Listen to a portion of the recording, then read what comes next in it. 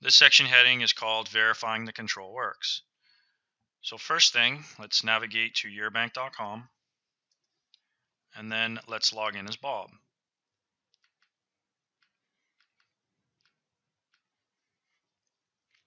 Once inside of here, we're going to add the same script element that we executed earlier in this lab.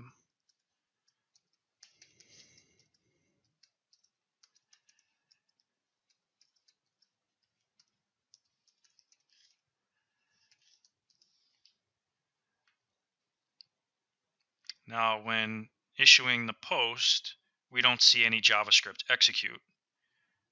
So if we right-click and view the page source to examine what happened, we can see the following script element is injected. However, we've got some slashes over here.